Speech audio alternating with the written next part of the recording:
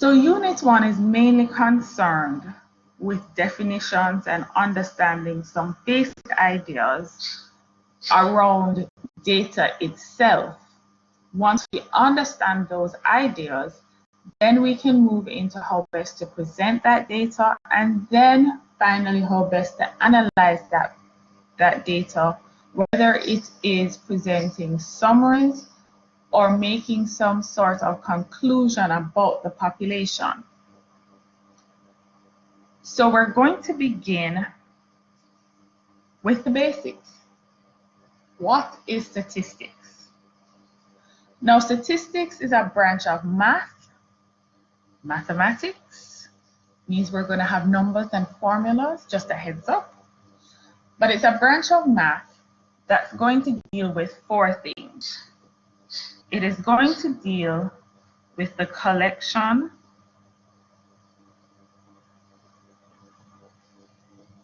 organization, analysis,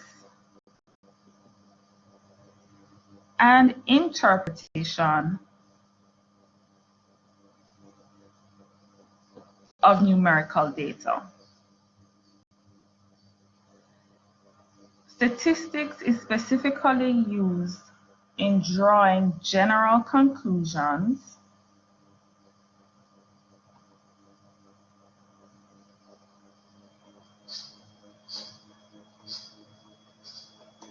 So we're making general conclusions about a population based on information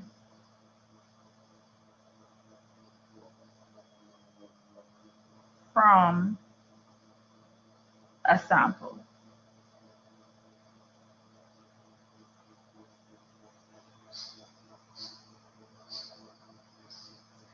So I've used a few words here that we're going to go deeper in with the definition.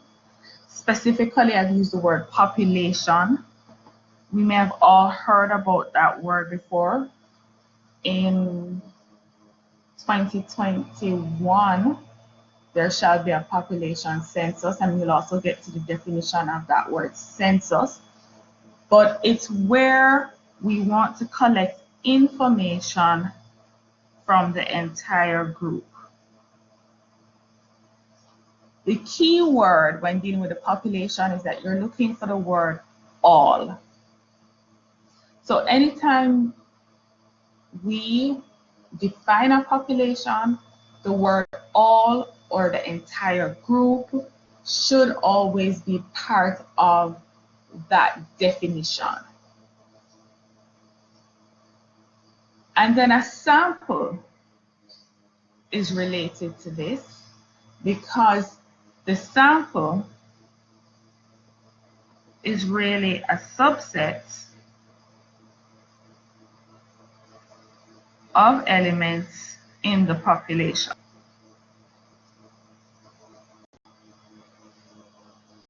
So for example,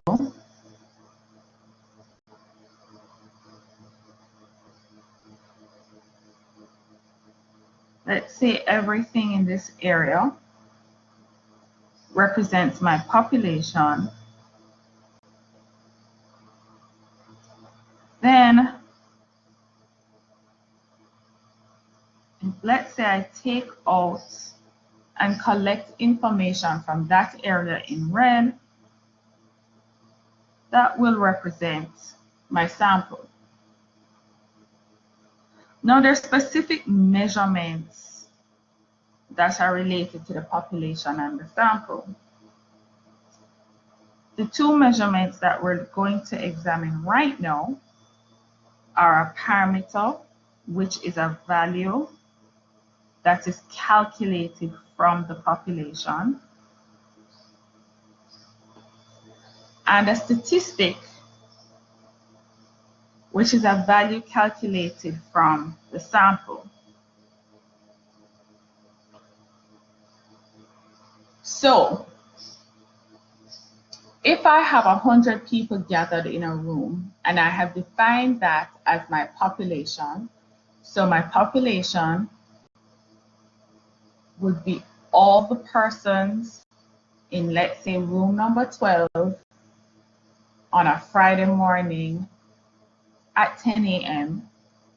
If I get the age of each of those persons and I calculate the average of that, then that average is considered a parameter. If I now go into that same room 12 and I take out 20 people from that room, I now have a subset of that population. If I get the ages for those 20 people and I calculate the average for those 20 people, then that average is considered a statistic because that average came from me calculating the value based on the sample.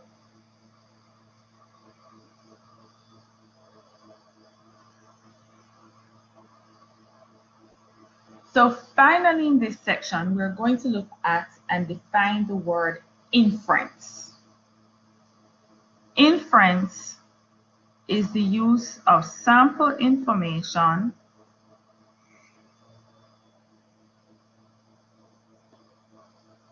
to make conclusions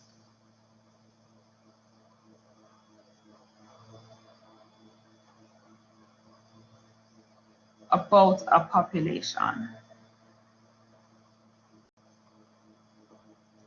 So in the example that I just used, if I got the average age of those 20 people to be 23 years,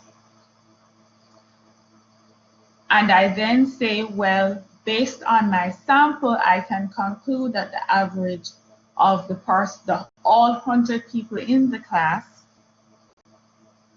or in that room is 23, then what I'm doing is making inference. So if we look at this diagram below, I start with a population. I take a sample, so that's that arrow at the top. From that sample, I can calculate a statistic, and then I can use the statistic to make inference about the parameter. And once I have made inference of parameter, I'm making some sort of conclusion about the population. So it really is a cyclical type of relationship.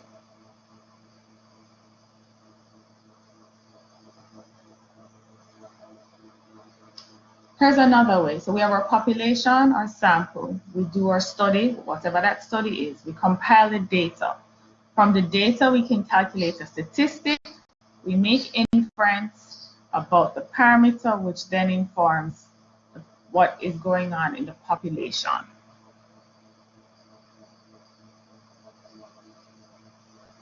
So there's one more definition, and this would be below the example on page 3 of your notes. A census is an attempt to collect information from all the elements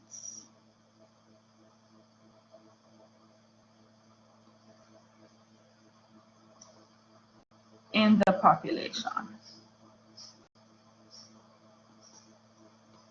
So going back to the example of those persons in room 12, if I had gathered the ages of everybody, all those 100 persons in the room, then I would be conducting a census.